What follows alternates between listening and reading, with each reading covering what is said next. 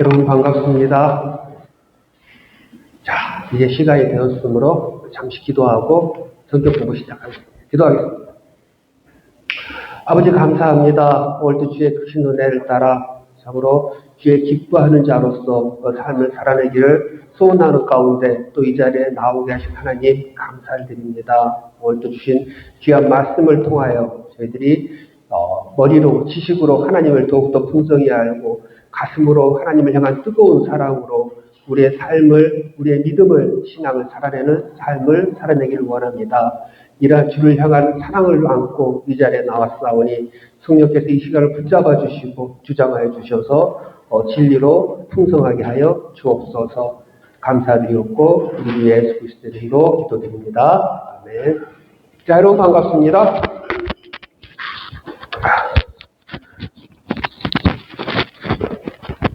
자, 저희들이 계속하여서 구원의 서정, 구원이 어떻게 시작하여서 어떻게 진행이 되어지고 어떻게 마무리가 되어지는지 거기에 대한 공부를 계속해서 해나가고 있고요.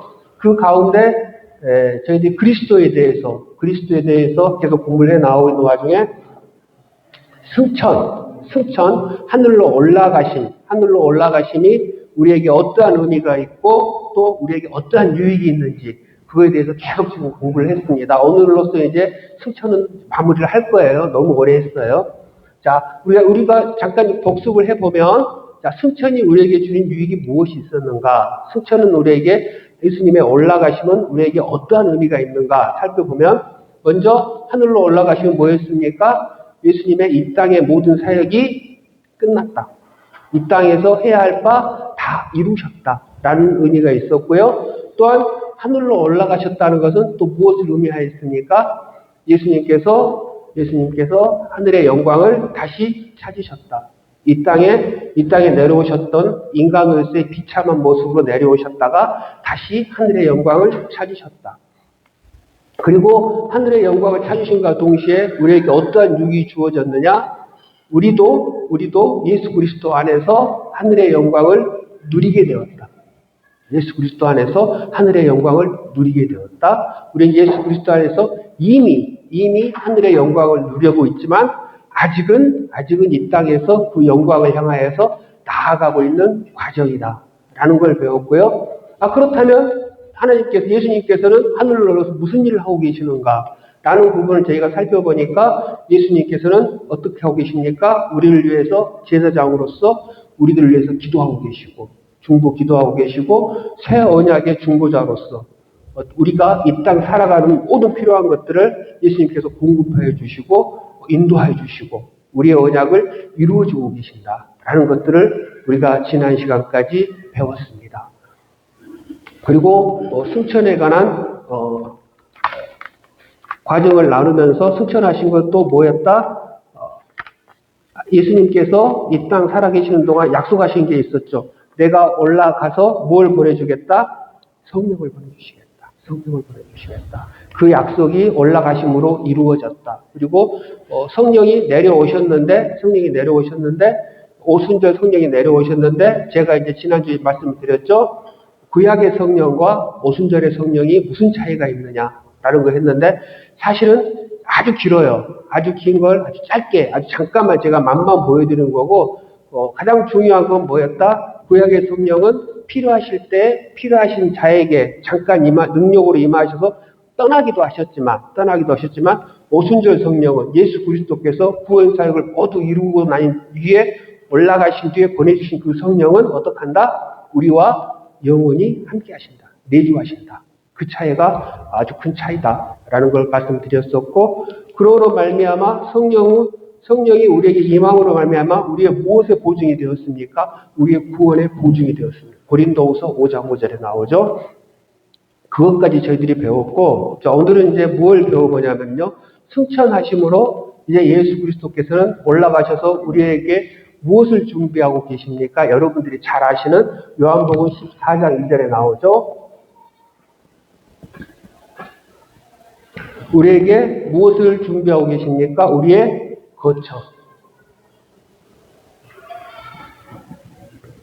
우리의 살 곳을 준비하고 계십니다. 요한복음 14장 2절에 보면 나오죠. 너희들이 예수님이 이 말씀하신 그 배경은요. 이 다음 날 무슨 일이 벌어집니까? 예수님이 잡혀가 돌아가십니다. 바로 돌아가시기 전에 말씀을 해주시는 거예요. 제자들은 근심을 하죠. 예수님께서 계속해서 이상한 소리만 하시니까. 야, 내가 어디 떠나야 된다. 내가 어디 가야 된다. 그리고 베드로한테 느닷없이 야, 네가 날 3번 부인할 거야. 지금 제자들의 입장에서는 도무지 이해가 안 되는 소리만 하세요. 예수님이 자꾸. 그리고 야, 내가 죽었다가 3일 만에 다시 살아날 거야. 뭐 이런 소리를 하시니까 지금 제자들은 막 혼동이 오는 거예요. 제자들 생각은 뭐였냐면 예수님께서 예루살렘에 입성하신과 동시에 우리는 새 나라를 일으키고 거기서 누가 좌편에 쓰느냐 누가 우편에 쓰느냐 지금 이게 좀 중요한데 예수님은 뜻모를 말씀하시는 거예요. 아니야 내가 이제 곧 죽을 거야. 나는 어디론가 가야 돼. 그럼 자기네들은 어떻게 되나? 예수님 이렇게 따르던 우리들은 어떻게? 그러니까 제자들은 막 두려움에 떨게 돼요. 막 두려워해요. 그리고 예수님한테 예수님 우리는 어떻게? 그러니까 예수님께서 안심을 시켜주시죠. 걱정하지 마. 내가 가는 건 너희들을 위해서 거처를 준비해 줘. 거처. 이 말씀을 해주시죠. 이 말씀의 배경을 제가 지난 새벽기도 때 잠깐 말씀드렸는데 유대인들은 결혼을 2번 합니다. 결혼을 2번 하는 게 아니고 결혼식을 2번 결혼식을 2번 하는데 첫 번째는 약혼이라고 해서 여자의 집에 가서 합니다. 여자의 집에 가서 이때 지창금을 줘요. 지창금을 주고 약혼식을 하는데 우리가 생각하는 그런 일반적인 그런 약혼식이 아니고 정말 결혼식과 똑같은 성대한 결혼식을 하게 돼요. 결혼식을 하게 되고 신랑은 이제 신부에게 약 1년 후에 돌아오겠다는 약속을 하고 편지를 한 장 써주고 가요. 편지에 무슨 내용이 있냐? 우리 아버지 이름은 누구고, 우리 형제들은 누구고, 우리들 어떤 취향이 있고, 이런 것들 일일이 다 적어주고 편지를 써주고 가요. 가져오고, 약속을 하나 해주죠. 내가 1년 정도 지난 어느 날 내가 너를 데리러 오겠다. 그러고는 다시 돌아와요. 자기 아버지 집으로. 그리고 그동안 뭘 합니까? 이제 신랑은 신부와 살 거처를 준비를 해요. 거처를 준비해서 집도 만들고, 또 화장실도 새로 고치고, 그래서 집을 다시 준비를 해요. 살 집을. 그러면은 이 신부를 데려온 날은 누가 결정을 하느냐? 신랑이 결정하지 않아요. 신랑이 아무리 다 준비가 됐다고 결정할 수가 없어요. 신랑은 준비만 하는 거예요. 거처만 만드는 거예요. 그러면 신랑의 아버지가 어느 날 딱 보고 있다가 준비가 다 되었다. 이 정도면 충분히 데리고 가도 괜찮을 것 같다 싶으면은 야, 아무개야, 너 이제 가가지고 너 신부를 데리고 와. 라고 얘기를 해요. 그러면 그때서 이제 신랑이 룰랄라 신난다 그러고 신부를 데리러 가는 거예요. 그럼 신부는 그 1년 정도 동안 뭘 하느냐? 신랑이 자기를 데리고 올 날을 기다리면서 신랑이 써준 편지를 보면서 신랑 집에 살 것을 준비를 해요. 공부를 해요. 신랑 집 풍습은 이러이러하지. 보니까 이 양반들은 음식을 짜게 먹는다고 그러네. 그럼 내가 음식 간을 좀 짜게 조절을 해야지. 그리고 이 집은 풍습이 보니까 새벽마다 일어나서 새벽 기도를 하네. 아이고 죽겠네. 나는 도저히 늦잠도 자면 안 되는데. 이제 그런 풍습들을 익히고 준비를 하는 거예요. 그러면서 어떡합니까? 신부로서의 고결함과 정결함. 이걸 지키고 사는 거예요. 난 이미 결혼한 자야. 아무 외간 남자나 어울릴 수 없어. 그러니까 이 신부로서 깨끗한 삶을 살아내는 거예요. 한 1년 정도 동안. 그게 우리들의 이제 구원의 모습이다. 그러니까 하나님께서는 우리들의 구원의 모습 어떤 결혼식이라든가 이런 거에 빗대어서 많이 준비를 해주고 계시죠. 그러니까 우리들의 지금 입장은 뭐냐면 신랑 대신 예수님을 기다리는 신부로서의 이러한 삶의 이 땅 사는 동안 살아가는 거예요. 살아가면서 예수님 다시 오실 날, 우리를 데리러 오실 날, 그날을 준비하고 그날을 바라보고 이 하늘은 어떤 모습인가를 공부하고 그리고 정결한 모습으로 신부와 같이 이렇게 있어야 된다라는 것 말씀을 드리고요. 그리고 이렇게 하심으로 말미암아 승천하심으로 말미암아 우리는 어떻게 됩니까? 이제 예수님이 다시 돌아오실 것을 소망하고 기다리게 되죠. 지금까지 예수님이 하신 모든 것들이 이루어졌잖아요. 죽으심부터 다시 살아나심부터 하늘로 올라가신다. 그 약속도 이루어졌고, 올라가심으로 뭐까지 보내줬다? 성령을 보내주신다. 그 약속까지 다 이루어졌어요. 그렇게 다 경험하고 다 보고 있어요. 그러면 예수님께서 거처를 준비하고 계시고, 언젠가는 우리를 데리러 올 거단 말이에요. 데리러 온단 말이에요. 재림 하신단 말이에요. 딱 그거 하나 남아있어요, 지금 우리는 이제. 그동안 우리는 그것을 기다리고 사는 자예요. 기다리고 살 때 고아와 같이 버려두고 니들이 알아서 해. 이렇게 하시느냐? 그렇지 않잖아. 약속하신 대로 어떻게 하십니까? 성령께서 오시고 예수 그리스도의 영으로 우리와 함께 하심으로 이끌어주고 땡겨주고 지켜주고 보호해 주셔서 끝까지 천국으로 하나님 나라로 인도하고 계신다. 그렇죠. 우리는 이것만 남아있는 거예요. 자, 우리는 이러한 모든 것들을 어떻게 합니까? 믿는 믿음을 신앙이라고 그래요. 신앙. 예수 그리스도의 모든 것. 예수 그리스도께서 이 땅에 오신 것, 이 땅에서 고난 받으신 것, 그리고 하늘로 다시 살아나신 것, 그리고 하늘로 올라가신 것. 이 모든 것을 믿어요. 믿는데 어떻게 믿습니까? 어떻게? 인격적으로 믿어요. 인격적으로. 그냥 믿습니다. 해서 믿는 게 아니고 인격적으로 예수님과 성령을 통해서 우리가 인격적으로 이걸 받아들여요. 이걸 우리 인격을 뭘로 나누냐면 지정으로 나눠요.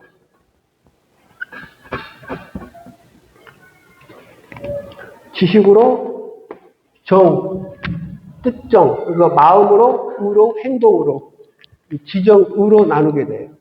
자, 그런데 우리가 이거에 들어가기에 앞서서 신앙의 종류를 잠깐 한번 살펴볼까 해요. 신앙의 종류를. 그러니까 그렇게 중요하진 않아요. 그렇게 중요하진 않는데 우리에게 지금 신앙이 어떠한 신앙이 있는지를 우리가 어느 정도로 좀 파악해 둘 필요가 있어요. 먼저 우리는 신앙을 분류할 때 역사적 신앙이라는 게 있어요. 역사적 신앙.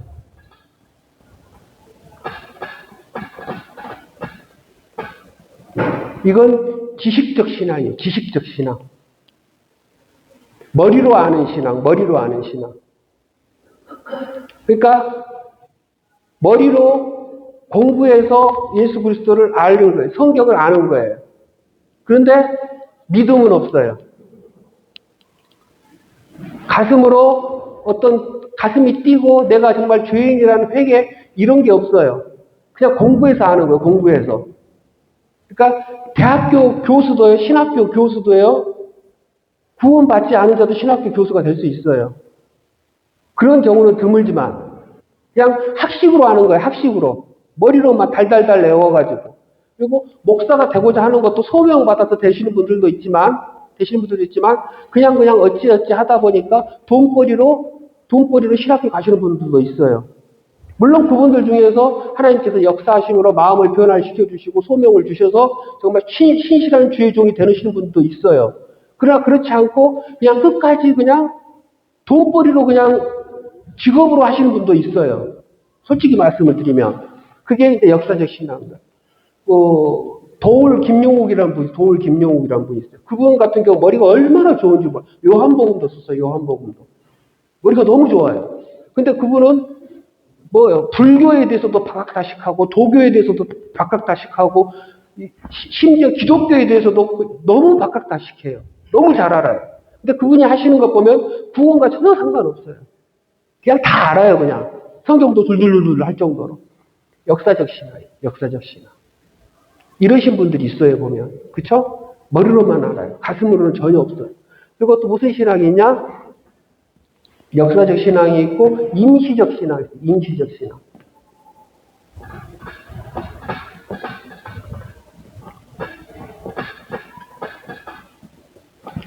일시적 신앙이라고 돼요. 일시적.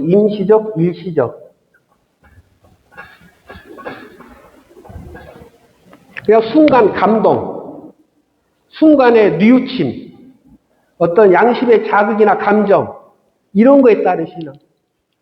그리고, 그러니까 마음만 뜨거운 상태예요.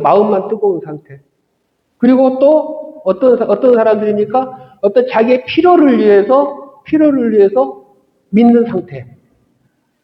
그 대표적인 예가 누가 있습니까? 대표적인 예가 이스라엘이 옛날 그랬잖아요.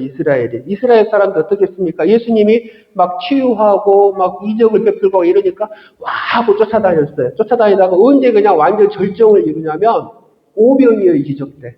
이때 예수님의 인기가 최고에 달합니다. 오병이어의 기적을 베푸니까 모든 사람들이 박수를 치고 난리가 났어요. 아, 이 사람만 따라다니면 우리는 이제 뭐다? 고생 끝 행복 시작이다. 우리는 끝났다. 우리는 뭐 더 이상 세상에 물고기 5개, 떡 2개로 이렇게 사람을 먹였는데 그럼 뭐 못할 게 뭐가 있냐. 이 양반만 쫓아다니면 내 배고픔은 해결된다. 무조건. 내 배고픔은 해결된다. 이 사람을 왕으로 모시자 하고 왕으로 모시게 난리가 났죠. 예수님이 어떡합니까? 아니다.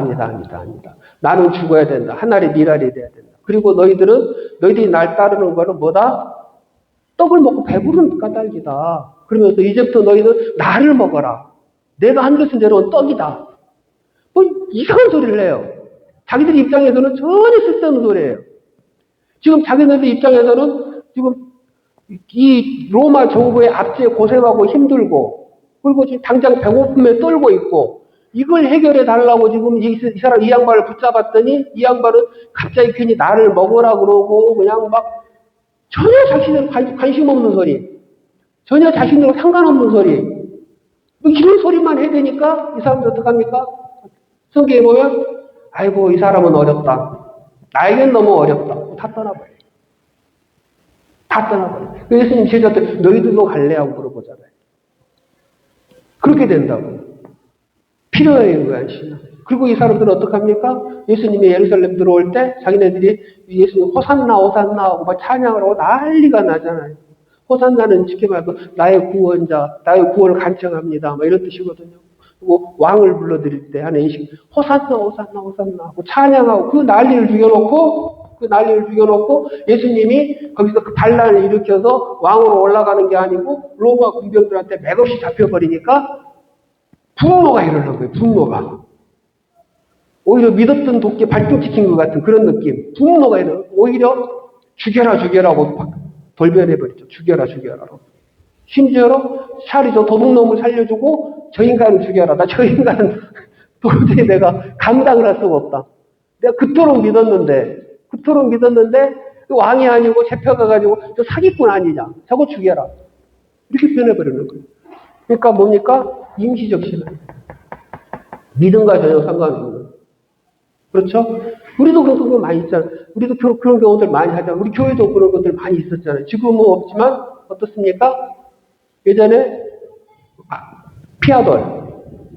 그렇죠? 피아돌 서준 걸다고 보증서 주려고. 보증 때문에 교회 다니고 저 교회 그만둬야 돼. 왜요? 여기는 보증 안 서주는데 저쪽 교회도 보증 서준대요. 저쪽 교회로 가버리고. 그 장로님 한 분은 자기 집은 아예 난리폭 잡고 보증 다 서주고. 교육으로 모으려고. 물론 그 가운데 그러한 것을 그걸 통해서 하나님께서 역사하시고 그분이 정말 그리스도로 구원하고 예수 그리스도 믿는 경우는 있어요. 그런 경우는 괜찮아요. 그러나 그렇지 않고 그것만 그냥 계속 구주장적 쫓아다니는 분들. 그렇죠? 구제도 마찬가지고. 저 교회 가면 쌀 감아 준다더라. 저 교회 가 새벽 기도만 나오면 목사님이 일단 쌀 5kg 챙겨준다더라. 새벽 기도 가는 거예요. 믿음하고 상관없어요. 쌀 5kg 받으려고. 허다했어요. 우리도 허다했어요. 그런 것들이 전부 일시적인 신앙. 그리고 또 어떤 신앙이 있습니까? 이제 우리들이 잘 아는 신앙이죠. 이적의 신앙.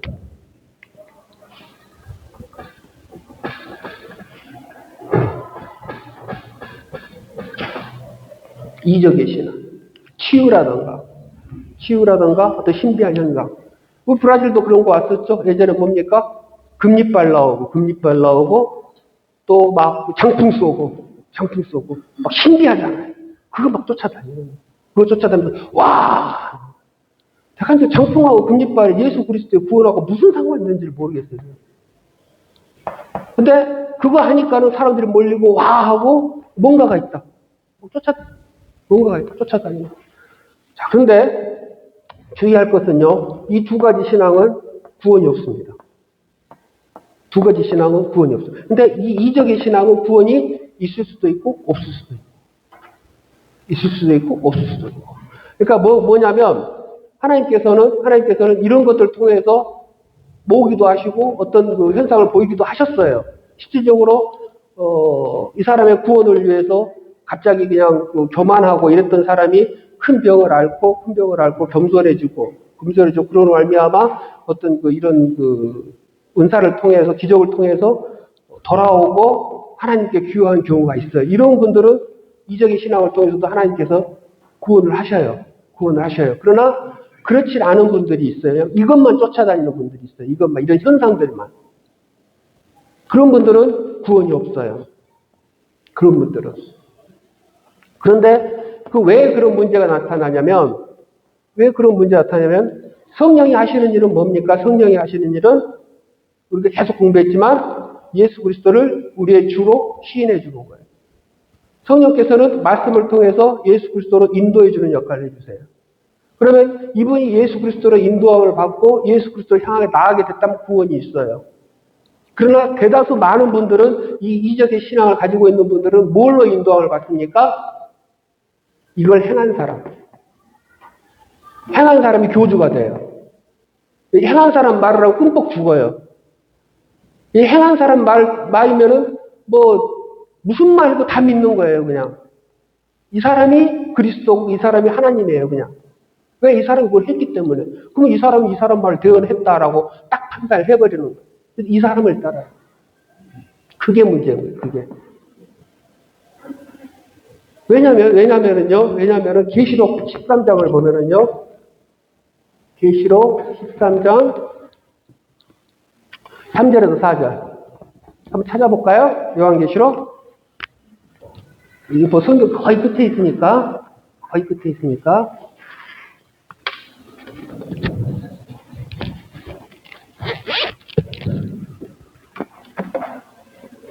요한계시록 13장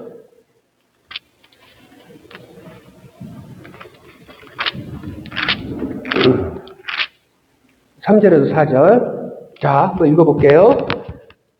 그의 머리 하나가 상하여 죽게 된 것 같더니 그 죽게 되었던 상처가 나음에 온 땅이 놀랍게 여겨 짐승을 따르고 죽게 된 것 같았어요. 그쵸? 영이 짐승에게 권세를 주므로 영에게 경배하며 짐승에게 경배하기를 누가 이 짐승과 같으랴 누가 능히 이와 더불어 싸우려 하더라. 5절 보면 또 짐승이 과장되고 신성 모독을 말하는 말을 받고 또 42달 동안 일할 권세를 받느니라. 자, 적그리스도가 마지막 말때에 적그리스도가 나타나요. 적그리스도가 나타나서 뭘 합니까? 예수님 했던 거 그대로 다 해요. 모방해가지고. 완전히 죽었다 살아나는 것 빼고 다 해요. 거의 죽은 것 같았다가 살아나는 것까지 해요. 이 말세에는 그러한 현상들이 나타난단 말이에요. 적그리스도를 통해서. 그리고 적그리스도는 아주 그냥 무섭게 생기고 그냥 예수님 막 협박하고 예수님을 대적하는 자가 아니고 처음에는 어떡합니까? 광명의 천사로 나타나요. 광명의 천사로. 그래서 정말 사랑스럽고 선한 모습으로 나타나요. 그러니까 우리가 분별하기 힘들어요. 그러니까 이러한 것들을 보고 쫓아다닌다? 그러면은 예수 그리스도가 잘못하면 적그리스도를 쫓아다닐 수도 있는 거예요. 그러니까 우리는 말씀으로 분별할 줄 알아야 돼, 말씀으로. 그게 너무나 중요해요, 너무나. 심지어는요, 우리가 그 목사님을 신뢰하잖아요, 일반적으로. 목사님을 신뢰하는데, 목사님 말이라고 해가지고, 100% 그냥 목사님 말했으니까, 누가 뭐라고, 야, 우리 목사님 이렇게 해서 무조건 맞아. 이것도 사실은 조심해야 돼요. 이것도. 분별해야 돼요. 분별. 목사님 말씀이 참인지 거짓인지. 그런데요, 일반적으로, 목사님이 잘못 생각했을 확률보다 우리가 잘못 생각했을 확률이 훨씬 더 커요. 왜냐하면 목사님은 그걸 위해서 공부를 했기 때문에. 그리고 이걸 위해서 하나님께서 부르셨고 세웠기 때문에. 그러면은 목사님이 하신 말씀을 우리는 일단은 받아야 돼요. 받고 이거를 위해서 우리가 공부를 해야 돼요. 아, 목사님이 이렇게 말씀을 하셨는데 이게 정말 맞는지 틀린지. 그거를 통해서 내가 내 지식이 바른 복음을 찾아나가는 그 계기로 만들어야 돼. 그 길로 만들어야 돼요. 그래서 우리가 지식이 더 성장해주고, 아, 내가 이거 잘못 생각했구나. 내가 잘못 삐딱하게 생각해서 목사님이 삐딱하게 생각을 했구나. 회개하고, 잘못해서 목사님 그대로 받고, 아멘으로 받고, 순종을 하고. 그러나 공부를 했는데도 불구하고 목사님이 여전히 잘못돼 있어. 그럼 과감하게 얘기할 수도 있어야 돼. 왜냐하면 우리는 그러한 훈련이 필요해요. 말씀을 바르게 공부하고 바르게 분별하고. 물론 이제 우리 교회는 이제 우리 목사님이 원체 바르게 하시고 또 성도 사랑하시고 그렇지만 일반 유튜브에서 이런저런 것 많이 듣잖아요. 많이 들으면 그냥 유명하다 그러면은 무조건 받고 이 목사님이 했으니까 맞아. 이렇게 유명한 목사님이 이렇게 얘기를 했으니까 이게 맞아. 이런 식의 어떤 그 잘못된 이런 것들 조심해야 돼. 분별해야 돼. 그래서 그럴 바에는 차라리 본 교회 목사님 설교만 듣는 게 오히려 나을 수도 있어요. 어설픈 잘못된 걸 막 듣느니 조심을 해야 된다. 이적에 관한 신앙 그리고 무분별한 신앙 함부로 막 듣는 신앙 정말 조심해야 됩니다. 그리고 이 네 번째가 드디어 이제 구원의 신앙.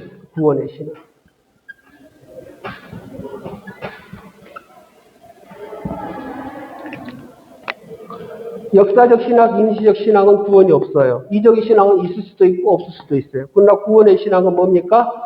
중생한 자에게 나타나는 신앙, 거듭난 자에게 나타나는 신앙. 성령께서 우리를 거듭나게 하여 주심으로 말미암아 내 죄를 깨닫고 예수 그리스도로 인도함 받는 신앙. 이게 구원의 신앙. 이게 참 신앙입니다. 이러한 자는 어떻습니까? 이 예수 그리스도를 아까 제가 처음에 얘기한 대로 지정의로 받아들여요. 지식으로 알고 가슴으로 마음으로 깨닫고 삶으로 나타내요. 이게 인격적으로 받아들이는 지정의로. 오늘 목사님도 설교하셨죠.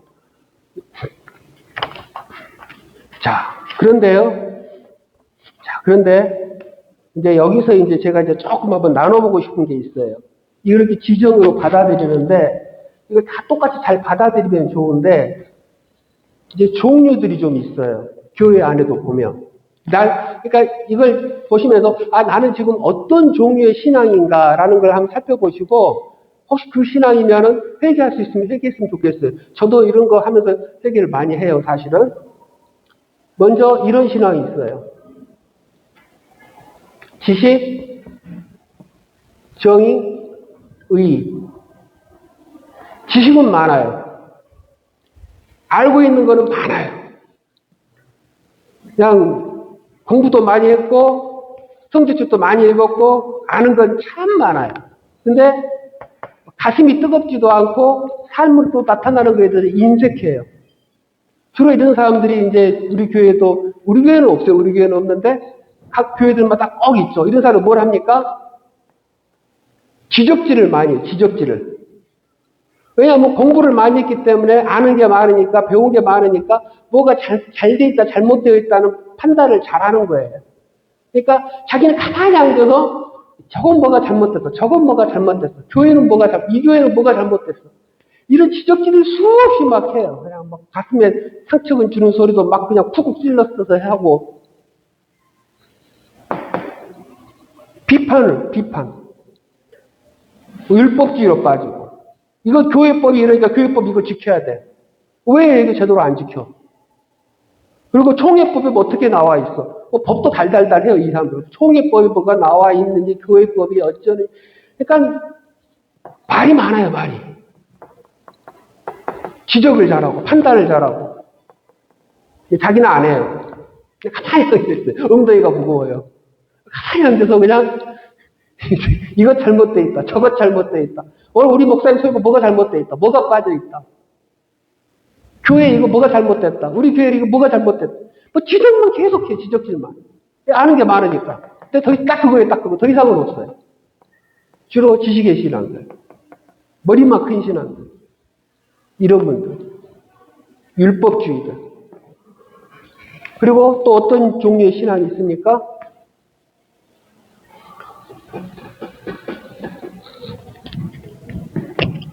이런 신앙이 있어요. 지식이 별로 없어요. 행동도 별로 없어요. 근데 정만 많아요. 가슴만 뜨거워요. 가슴만 막 뜨거워요. 가슴만. 그냥 주에 대한 사랑으로 막 넘쳐나요. 그냥 막 할렐루야 하면서. 주로 뭘 많이 해요? 이분들이 기도를 많이 해요. 기도를 엄청 해요. 기도면 다 돼. 기도면 다 돼. 뭐가 안 해? 당신 기도 안 해서 그래. 당신 왜 새벽 기도 안 나와? 새벽 기도 나와야지. 기도만 막 죽으라고요. 기도만. 지식은 별로 없어요. 기도도 어떻게 해야 됩니까? 사실은 하나님을 아는 지식으로 하는 거예요. 말씀으로 기도를 하는 거예요. 말씀으로 하나님과 교제를 해야 돼요. 이게 기도예요, 사실은. 근데 이게 빠져버려요, 그냥. 자기만 막, 그러니까 심지어는 어떤 일이 벌어지냐면은 이런 사람들은 교회를 가기 위해서 가는데 강물이 넘쳐요, 강물이. 막 물이 막 넘쳐서 잘못하면 위험해요. 위험한데 어떡합니까? 내가 교회를 가는데 이까지 주여 믿습니다 하고 가는 거예요. 주여 도와주옵소서. 아니, 주님이 함께 하시는데 이거 못해요. 막 하는 거예요. 잘못하면 큰일 나죠. 물에 빠져 죽죠.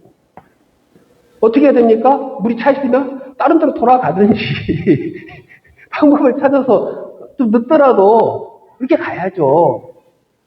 위험한 것 하면 안 돼요. 근데 이 사람들은 믿습니다. 그리고 그거 못한 사람들 뭐 합니까? 믿음이 약하죠. 믿음이 약하죠. 이렇게 해요. 이렇게. 자, 근데 사실은 어떡합니까? 하나님께서는 어떡합니까? 그런 걸 별로 바라지 않아요. 원하지 않아요. 주로 이제 이분들이 입 딱 벌리고 감이 떨어지기 기다리고 있는 거예요. 감을 떨어뜨리려면 어떻게 합니까? 감 따는 기계, 그 도구를 가지고 감을 따야 될 거 아니에요. 그렇죠? 하나님께서 그걸 다 준비를 해 주셨잖아요. 그렇죠? 아픈 자들을 위해서 병원을 준비하고 우리 안전을 위해서 경찰관과 소방관을 다 준비를 해 주셨잖아요. 이걸 통해서 살아가려는 거예요. 자, 성경 한번 찾아볼게요. 신명기 22장 8절.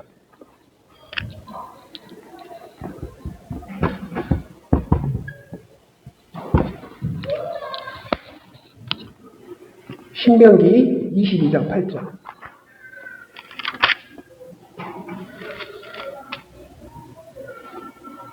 제가 가진 성경은 295페이지 정도인데 거의 왔다 갔다 할 거예요.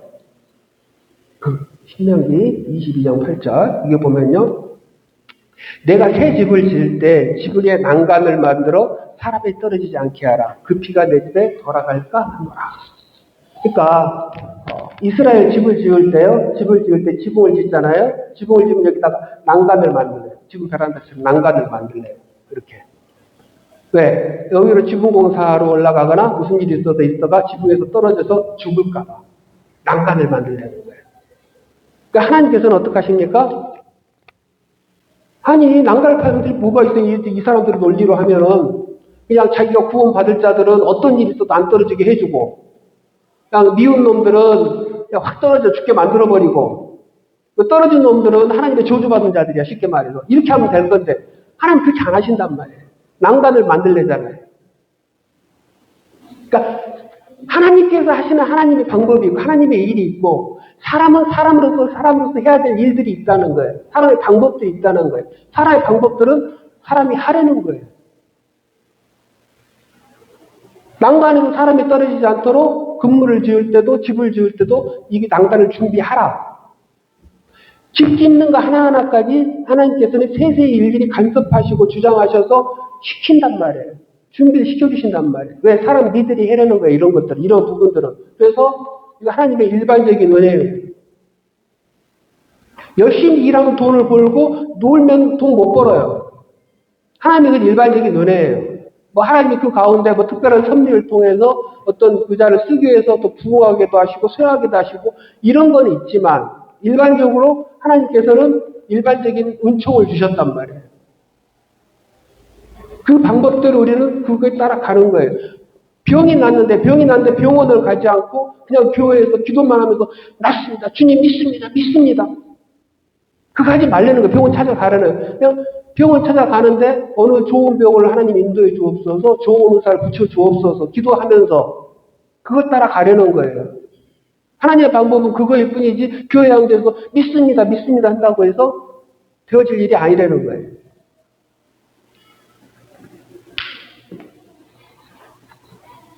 이게 주로 이제 이런 분들이 잘못 봐요. 이런 분들을 통해서 제일 이제 문제가 되었던 게 뭐냐면 교회 건축. 교회 건축할 때 가령 우리가 이제 옆에 이제 건물을 하나 더 올리고 싶은데 지어야 되는데 한 100만 회알 정도가 들어가요. 교회 재정은 보니까 이것저것 다 끌어모으면 한 10,000회알 정도 있어요. 그럼 어떡합니까? 좀 기다려야죠. 기다려야지. 기도하면서 기다리고 우리가 마음은 이건 있지만 또 하나님 때가 있으니까 그때까지 우리가 또 열심히 전도하고 선교하고 하면서 이렇게 또 이분들이 또 하나님 은혜 가운데 성장해서 또 헌금도 더 많이 하고 기다려야죠. 근데 어떡합니까? 어떤 권사님이 툭 오셔가지고 목사님 당장 이거 합시다. 왜요? 내가 기도를 했더니 하나님께서 하래. 성령께서 마음을 주셨어요. 하라고. 그러니까 합시다. 아니 돈이 없는데 하나님 다 해줘요. 하나님 다 해줘요. 목사님 믿음이 없어요. 그렇게 목사님이 돼가지고 왜 이래 그냥 막 목사님을 다그친다고. 실제로 그런 분들이 있어요. 믿음이 없다고 그러면서 왜 얘기 안 하냐고. 하나님 음성 들었다고 그러고. 조심해야 돼요. 하나님께서는 하나님의 방법이 있어요. 사람은 사람의 방법이 있고 이성이 있고 계획이 있고 사람이 할 일, 하나님이 할 일. 이 부분들. 자, 그리고 또 세 번째 분을 보면은요, 또 뭐가 있냐면 이런 게 있어요. 피라밋이라 좀 좋아하는 보이는데 지식이 별로 없어요. 정도 별로 없어요. 근데 막 일을 많이 해요. 주로 이제 이분들의 신앙은 뭡니까? 봉사, 일. 교회에서도 주로 이제 막 봉사와 일을 통해서 자기 신앙을 드러내는 거예요. 봉사 많이 하면 믿음이 있고, 일을 많이 하면 믿음이 있고. 근데 어떤 뭐 지식이나 이런 거는 뭐 관심은 없어요. 이런 분들도 많이 계시죠. 이렇게, 이런 분들 어떻습니까? 주로 이제, 주방봉사 하시면서 주로 이렇게 예배당에 앉아서 주님의 말씀을 들으면서도 목사님 막 설교하는데 그 머리는 어디가 있습니까? 아, 오늘 지금 국이 조금 아무리 생각해도 장을 부족하게 둬서 심심할 것 같은데 장만 생각나요. 장만. 아, 장을 내야 되는데 내가 여기 복잡해서 장을 못 얻고 있네. 아, 장을 내야 돼. 장만 생각해요. 장만. 그렇죠? 그것만 생각해요. 예배는 들어오지도 않아. 그냥 이것 중심, 일 중심, 봉사 중심. 이게 이제 문제가 뭐냐면 이분들이 다 좋아요. 다 좋은데 문제가 뭐냐면 이런 봉사나 어떤 이런 걸 통해서 어떤 신앙이 또 교회 생활하면서 신앙이 더 잘하고 그렇죠? 신앙이 더 잘하고 믿음이 더 잘하고 막 이래서 그분을 보면 예수 그리스도가 보여야 될 거 아니에요. 그렇죠? 예수 그리스도를 만나야 될 거 아니에요. 그래서 봉사를 통해서 해도 즐겁고 기쁘게 하고 또 사람들 돈이 되고 같이 나오고 해야 되는데 이분들의 특징이 뭐냐면 화가 많아요. 화가 이분들이. 얼굴에 화가 막 자꾸 있어요. 그래서 무서워요. 우리는 그런 거 없지만 주차 봉사하시 막 이런 분들 보면 누가 또 주차를 해놨어.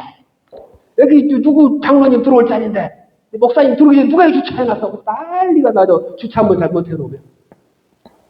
네?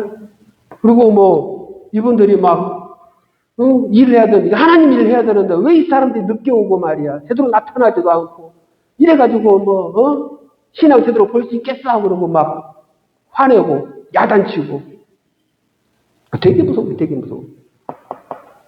이게 문제였습니다. 이것 중심으로 하시는 분들이. 그렇죠. 말이 막 거칠어지고. 그리고 내가 하나님 일을 하는데 나는 그러니까 봉사하니까 나는 오라. 나는 옳고 이거 하지 않는 사람은 어떤 사람들이니까 믿음이 없는 사람들. 믿음이 옳지 않은 사람들. 이런 판단을 해버리죠. 그렇죠?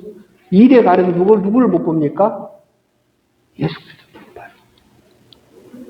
이 사람들의 삶의 신앙이 그냥 일이 돼버려요. 일이. 일보다 누굴 만나야 됩니까? 예수 그리스도를 만나요. 예수 그리스도. 그래서 예수 그리스도를 만나서 사실은 이 사람이 못하더라도 부족하더라도 기다려주고 기도해주고 인내해주고 내가 더 오히려 섬기고 겸손해져서 이렇게 함으로 말미암아 이 사람이 자기가 부끄러워지게 이 사람이 부끄러워지고, 내가 동참해야 되는데 동참하지 못했다. 미안하다.